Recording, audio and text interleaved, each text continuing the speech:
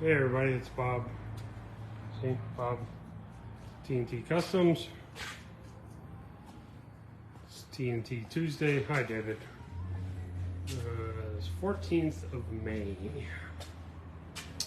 So I don't know if you can see the title of the video or not. The last of 57. Tomorrow is my birthday, so 57 laps down. See how many more we got to go. So what do we got going on around here today? All kinds of stuff going on. You saw me scanning this 08 Duramax. This is my dad's truck. My brother is out with mom from Wisconsin. They helped us move Erin, all of her stuff from Kearney back to here. She arrived a little while ago. She stayed behind to finish, clean the house, say goodbye to some friends, yada yada yada. We had a kindergarten graduation that they went to this morning. So now everybody's here. So we took Dad's old truck's been sitting. Dad passed 28th or 29th of May, so it'll be 2 years here in a week or so. Jeff purchased the truck from my parents before that event, and it's been sitting, so he decided to bring it out and let his big brother do some work. We sprayed a bedliner. What else did we do? Yeah, you and probably 15 other people. I'll put it on the list, Tom. It's probably not going to be real high on the list, to be honest with you. So we sprayed a bedliner. If you can see that with the sun reflection. It's a beautiful day, so we got the doors open. So we're currently, and then we had this shell canopy, if you're an Aussie, custom painted to match. So we just put that on this afternoon after lunch, and now the boys are finishing up the wiring for the Chisholm in English third brake light and interior dome light. So got a few little odds and ends to go on that one. We have, it's like a family thing here today. We have my son-in-law's Lexus. There's my brother way over there.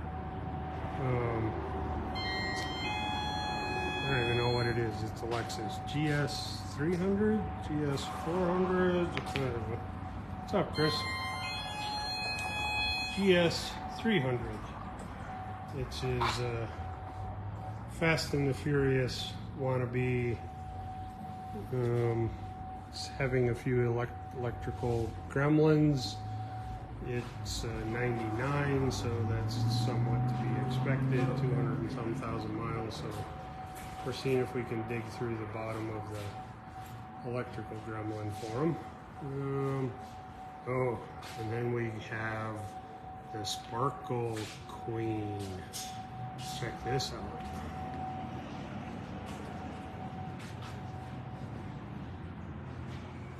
You can see the sparkle, right? If you can't, you're blind.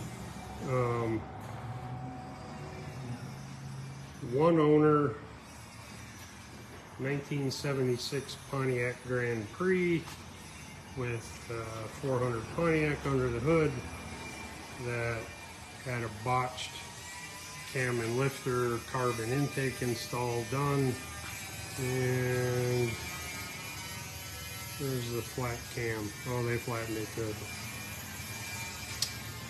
Just because you can doesn't mean you should.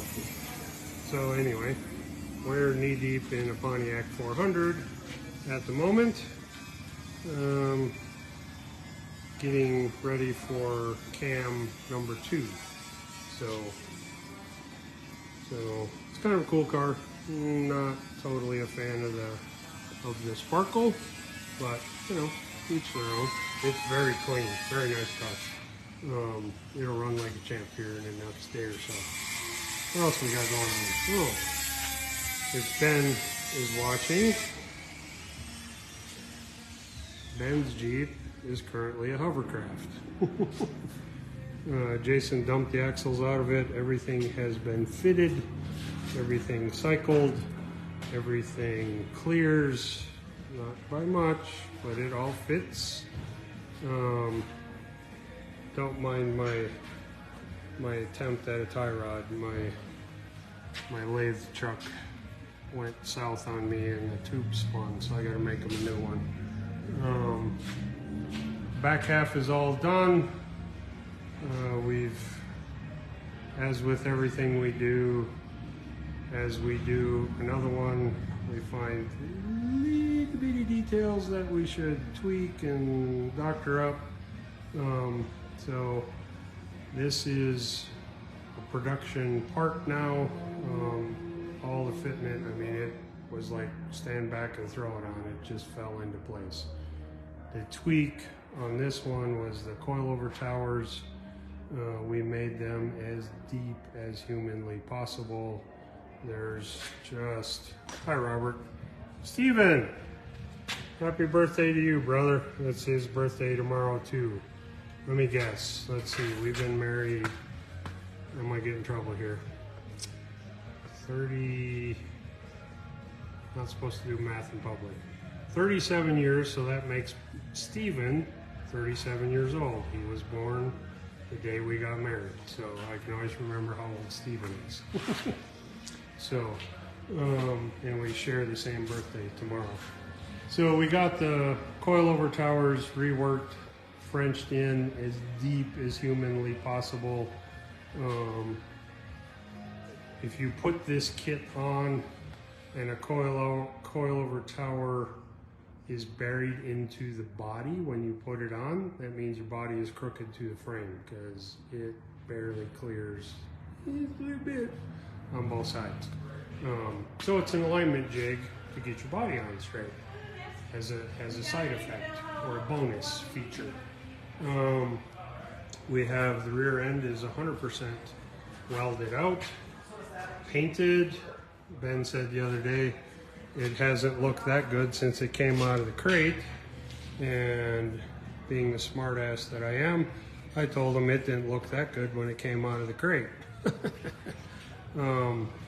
These are kind of interesting because of the Dynatrac Pro Rock 60. This tube, in my finger there, that tube normally connects all the way over to that one. But Jim, back in the day when he developed this Pro Rock 60, he did this cool feature. So that is raised higher than a standard Dana 60. That's your front oil sump to get more oil to that front pinion bearing. Great idea, great invention, works bitchin', but it kind of hosed us. So the tube runs like right here.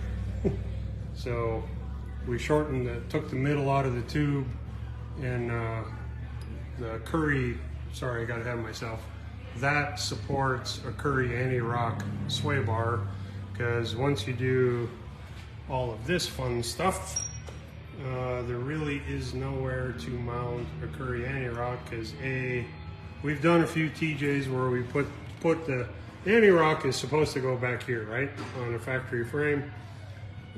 This has a Genrite tank in it, so that kind of blocks there. And if you have our outboard shock kit, that will go here, or some of the other, hang on Robert, some of the other coilover kits, the towers go back here, so can't get a sway bar because the sway bar is there and the arm comes forward. So all of that's doesn't work.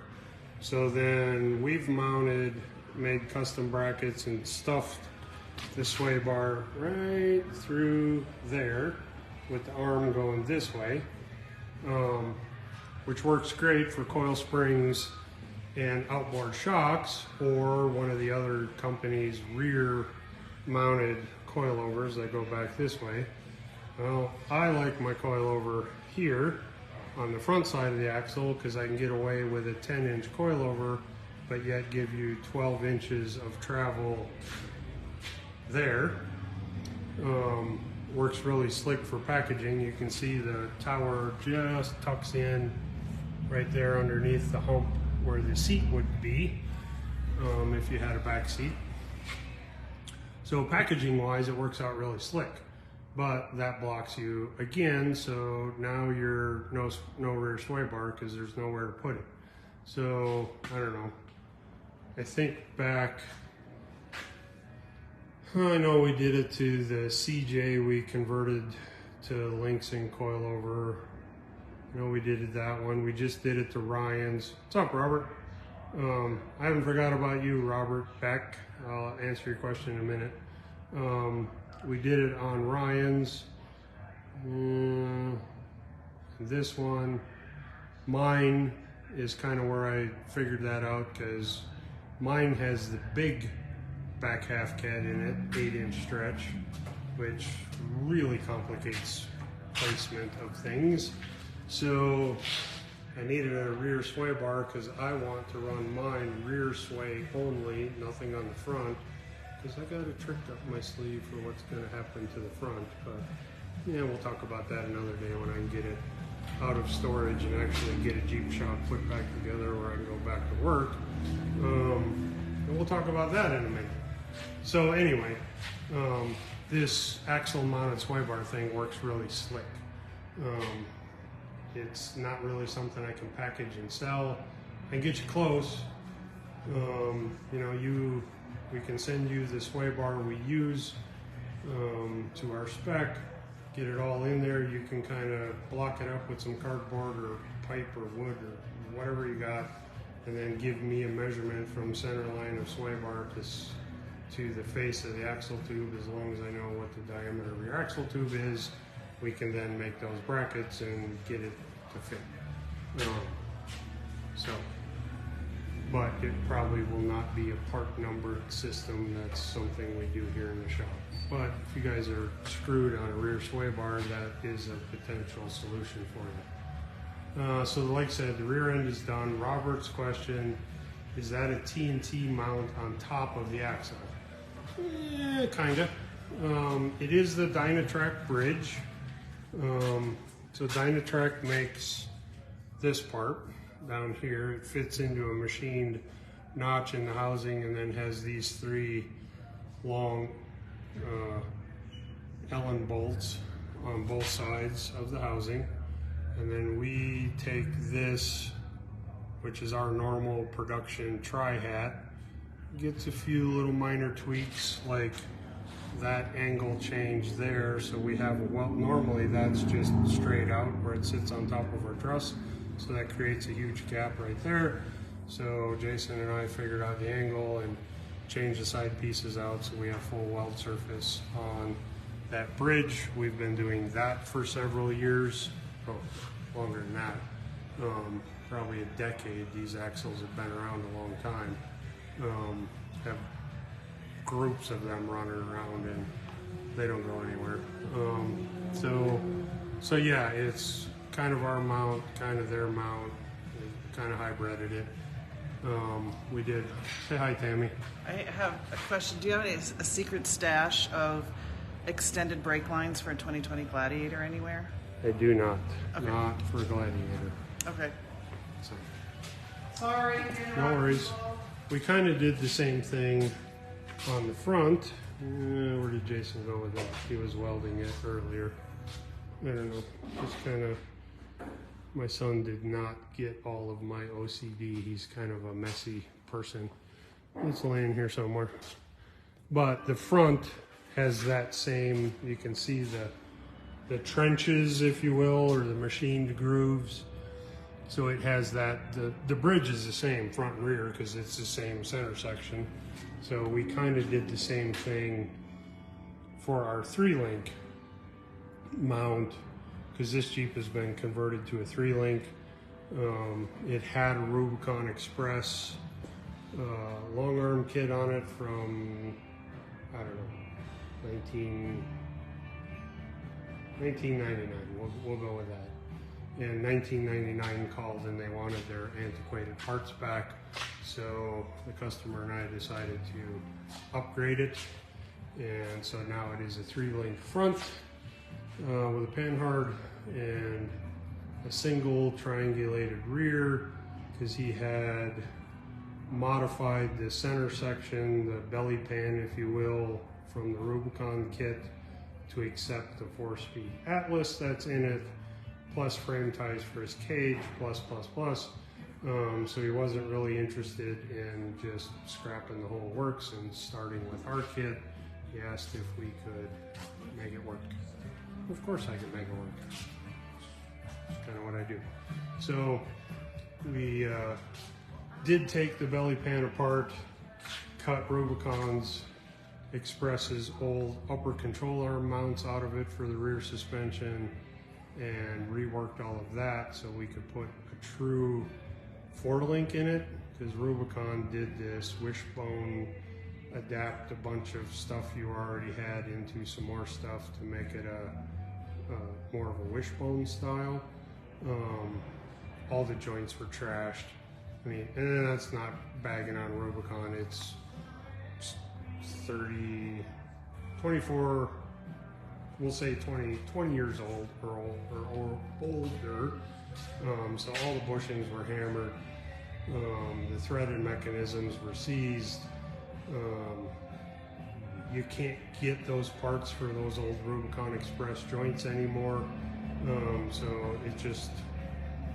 it was more cost effective to build all new control arms with updated materials and bushings and parts that are readily available than it was to try and make something work. So it's got all new arms in it. So we're getting there. Some more old blasts from the past. The old Poison Spider.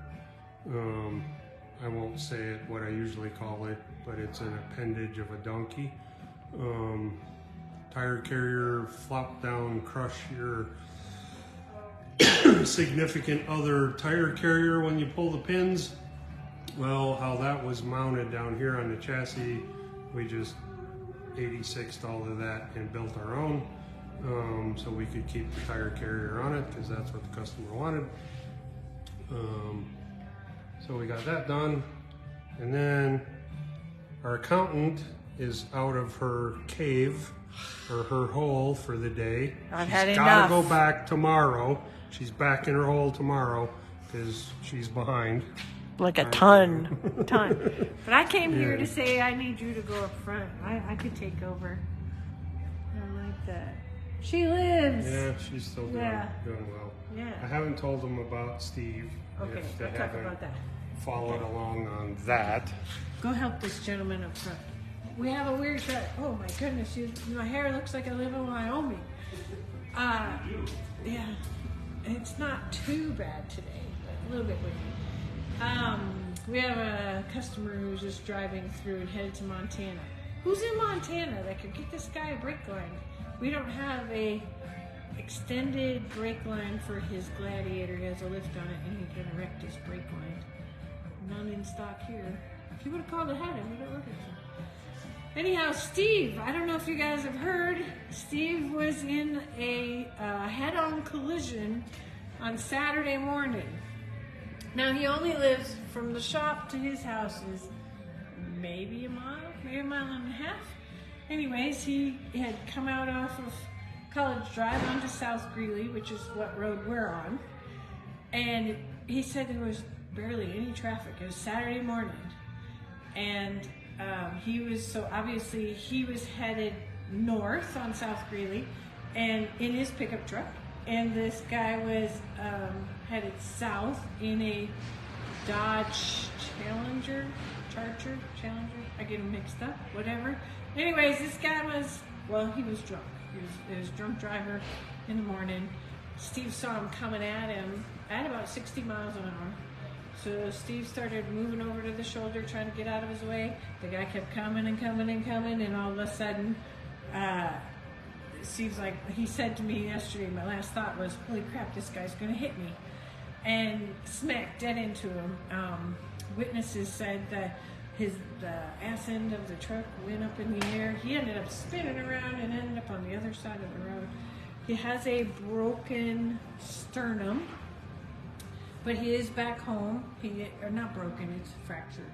Fractured sternum. He was in the hospital a couple days. He's going to be off for a while.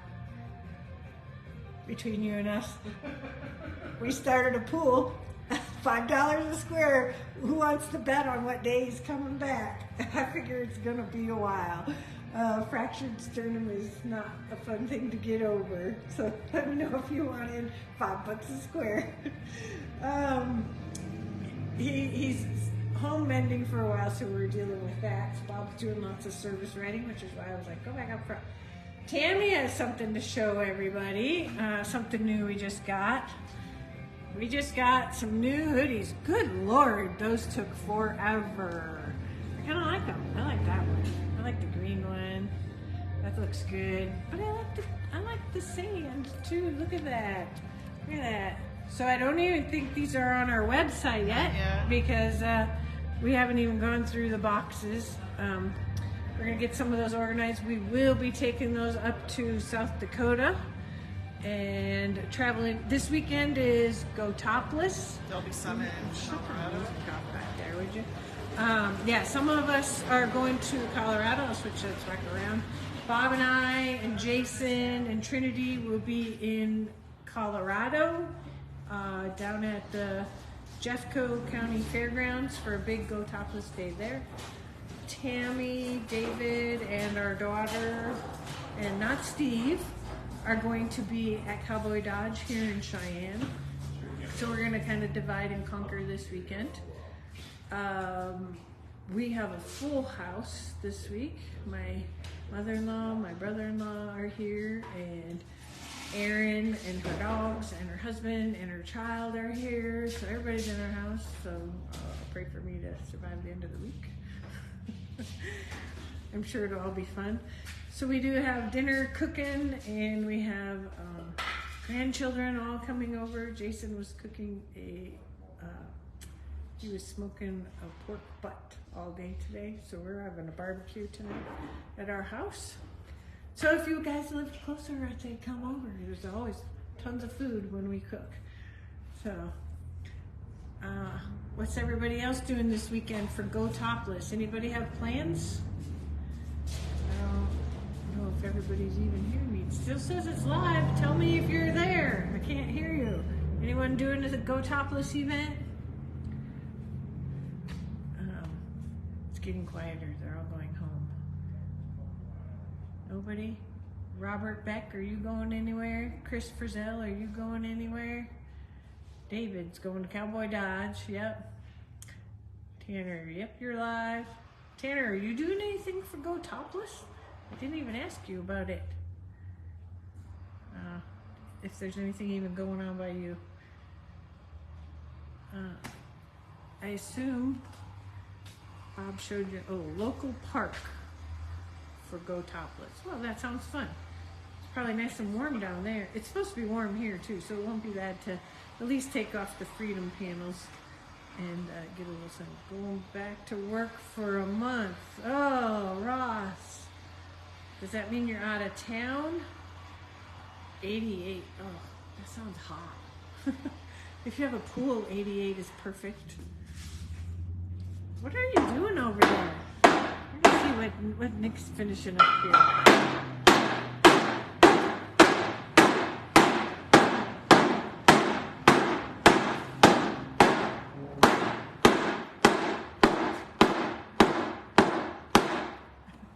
What is that a tire to?